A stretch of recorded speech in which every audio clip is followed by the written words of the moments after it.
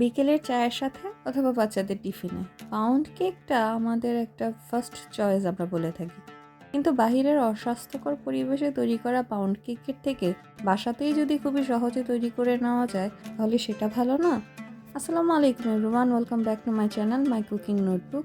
আজকে আমি আপনাদের জন্য নিয়ে হাজির হলাম পাউন্ড কেকের রেসিপি, তাও আবার জেব্রা পাউন্ড কেক। খুবই সহজে কিভাবে এই জেব্রা পাউন্ড কেকটা তৈরি করবেন তার ডিটেলস রেসিপিটাই আজকে ভিডিওতে থাকছে। তাহলে চলুন আর দেরি না করে মূল রেসিপিতে চলে যাওয়া যাক।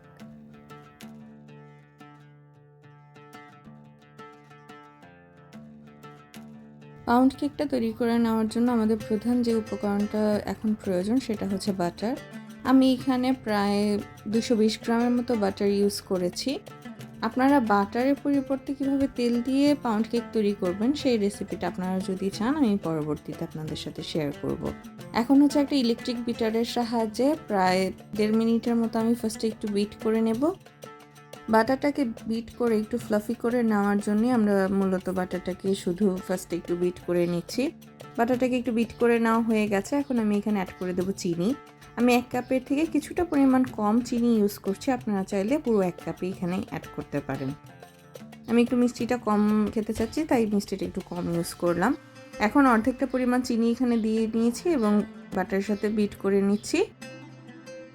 বাটারের সাথে বিট করে নেওয়া হয়ে গেছে। এখন বাকি চিনিটুকু আমি এখানে অ্যাড করে দিচ্ছি। আমি একটি স্প্যাচুলার সাহায্যে বাটারগুলোকে একত্র করে দিচ্ছি চিনিটার সাথে, যাতে বিট করতে সুবিধা হয় সে কারণে। আপনারা এই পর্যায়ে দেখতে পারবেন যে বাটারের সাথে চিনিটা হচ্ছে শুধু মিক্সড হয়েছে, গলে যায়নি। এটা দেখে ভয় পাওয়ার কিছু নেই। আমরা যখন হচ্ছে এখানে ডিমগুলো অ্যাড করব তখন চিনিগুলো এমনিতেই গলে যাবে।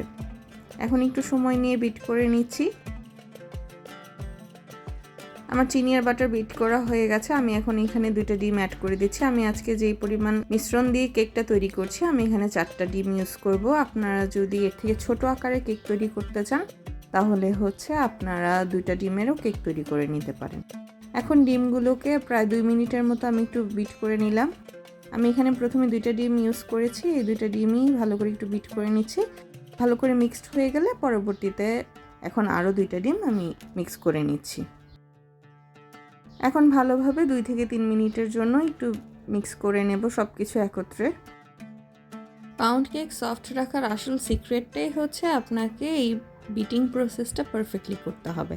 আপনার ডিম বাটার সব কিছু একত্রে খুব ভালোভাবে বিট করে নিতে হবে। আপনারা যদি হাতে তৈরি করতে চান এই প্রসেসিংটা তাহলে আমি বলবো যে বাটারটা এখন তো শীতকাল, একটু হার্ড হয়ে থাকে, বিটিং একটু প্রবলেম হতে থাকে। তাই আপনারা নিচে একটু গরম পানি নিয়ে একটা বোলে তার উপরে এই বোলটা রেখে আপনারা হচ্ছে বিটিং প্রসেসটা করে নিতে পারেন। আমি মাঝে 1/2 চা চামচ ভ্যানিলা এসেন্স ইউজ করেছি সেন্টের জন্য কেকের। ভালো করে একটু মিক্স করে নিলাম। এখন এখানে কেকের ড্রাই ইনগ্রিডিয়েন্টসগুলো অ্যাড করব। ফার্স্টে অ্যাড করে দিলাম ময়দা। এখানে আমি 1 কাপ আরও হচ্ছে 1/4 কাপ ময়দা অ্যাড করেছি। এখন দিয়েছি 1/4 কাপ গুঁড়ো দুধ। আমি অল্প কিছুটা চেলে নিচ্ছি। এখন আরও অ্যাড করে নিচ্ছি 1/4 কাপ কর্নফ্লাওয়ার। কর্নফ্লাওয়ার হচ্ছে হেল্প করবে আপনার কেকটাকে সফট রাখার জন্য। 1 চা চামচ বেকিং পাউডারও এখানে অ্যাড করে দিলাম। সব কিছু ভালোভাবে চেলে নিয়েছি। এখন হচ্ছে আমি বিটারটাকে অফ রেখে একটু মিক্স করে নিয়ে এখন ভালোভাবে একটু বিট করে নেব। এই কেকটা হচ্ছে আপনার স্প্যাচুলা দিয়ে মেশাতে হবে না, আপনি হচ্ছে এভাবে বিট করে মিক্স করে নিলেই হবে। আমি একটু সাইডের ময়দাগুলোকে এখন হচ্ছে স্প্যাচুলাটার সাহায্যে ভালো করে একটু মিক্স করে নিচ্ছি। একটু সময় নিয়ে মিক্স করবেন যাতে কোনো ধরনের লাম্পস ক্রিয়েট না হয়।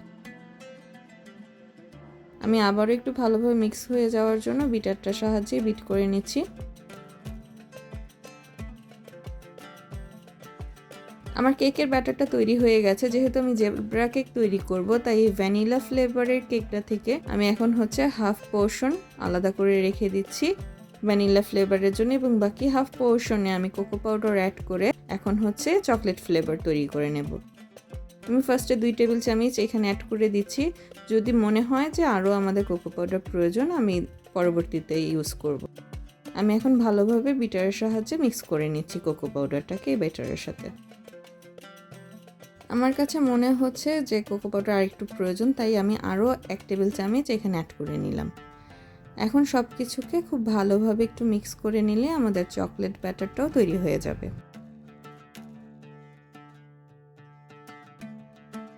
ভালো করে বিটার দিয়ে মিক্স করে নিয়েছি। এখন একটা স্প্যাচুলার সাহায্যে সাইডে বা নিচে যদি কোনো কোকো পাউডার অবশিষ্ট থাকে মিশ্রণ হতে, সেই কারণে একটু স্প্যাচুলাটা দিয়ে ভালো করে একটু মিক্স করে নিলাম। জেব্রা কেকের 2 ফ্লেভারের ব্যাটার তৈরি করা হয়ে গেছে। এখন আমি পাউন্ড কেকের একটা মোল্ড নিয়ে নিয়েছি এবং বাটার পেপার দিয়ে নিচে লাইনিং করে নিয়েছি। এখন 1 স্পুন ভ্যানিলা ফ্লেভার এবং 1 স্পুন চকলেট ফ্লেভারের ব্যাটার দিয়ে আমি এখন স্টেপ বাই স্টেপ এই জেব্রা কেকের ব্যাটারটাকে ফিল আপ করে নেব মোল্ডে। আপনারা একটু দেখে বুঝে নিন আমি কিভাবে করছি। আমি কিন্তু সাইডে দিচ্ছি না, মাঝ বরাবরই একটা কালারের উপরে অন্য কালারের ব্যাটার ইউজ করছি। যেমন প্রথমে ভ্যানিলা দিয়েছিলাম, তারপর উপরে চকলেটের উপর আবার ভ্যানিলা, সেম একই প্রসেসে আমি এই ব্যাটারটাকে এখন এখানে স্প্রেড করে দেব। সম্পূর্ণ কেকের ব্যাটারটা দেওয়া হয়ে গেছে মোল্ডে। এখন আমি ভালো করে একটু ট্যাপ করে নিচ্ছি যাতে কোনো সাইড ফাঁকা না থাকে। বড় বড় বেকারিগুলো তো দেখবেন যে মাঝখানটা থেকে কেকটা মনে হয় যে ফাটা, সেই প্রসেসিংটা করার জন্যই আমি কেকের মাঝখানে একটা চামিচ দিয়ে এভাবে একটা দাগ কেটে নিলাম। এখন কেকটাকে বেক করে নেবে 160 ডিগ্রিতে প্রিহিটেড করা ওভেনে 45 মিনিটের জন্য। আপনারা চাইলে চুলাতেও কেকটাকে বেক করে নিতে পারবেন। চুলাতে বেক করলে 50 মিনিটের মতো সময় লাগবে। 45 মিনিট পর আমি কেকটাকে ওভেন থেকে বের করে নিয়েছিলাম। দেখতেই পাচ্ছেন কেকটা কতটা পারফেক্ট হয়েছে, একদম বেকারি স্টাইল হয়েছে। কেকটার লুকটা কত সুন্দর এসেছে। আমি এখন কেকটাকে আনমোল্ড করে কেকটাকে আমি স্লাইস করে আপনাদের জন্য দেখিয়ে দিচ্ছি। আমি গরম গরম কেকটাকে আপনাদের জন্য স্লাইস করছি। আপনারা এত তাড়াহুড়ো করতে যাবেন না, একটু ঠান্ডা করে কেকটাকে স্লাইস করবেন, তাহলে আর কেকটা ক্রাম্বলি হবে না। দেখুন কত সুন্দরভাবে পারফেক্টভাবে আমাদের লেয়ারগুলো ফুটে উঠেছে কেকটার ভিতরে। আমি একটা স্লাইস উঠিয়ে আপনাদেরকে দেখিয়ে দিচ্ছি। দেখুন কেকটার স্লাইসগুলো কত পারফেক্ট হয়েছে এবং কতটা ফ্লাফি হয়েছে এবং এর লেয়ারগুলো কত সুন্দর হয়েছে। আমি আশা করব আপনারাও বাসায় এই কেকটা ট্রাই করবেন এবং কমেন্টে জানাবেন আপনাদের কেমন লাগলো। রেসিপিটা যদি আপনাদের হেল্পফুল হয় সেটাও কমেন্টে জানাবেন। আরও এরকম নিত্য নতুন রেসিপির জন্য আমাদের চ্যানেলটাকে সাবস্ক্রাইব করে আমাদের পাশেই থাকবেন। তাহলে আজকের মতো বিদায় নিচ্ছি। সবাই ভালো থাকবেন। আল্লাহ হাফেজ।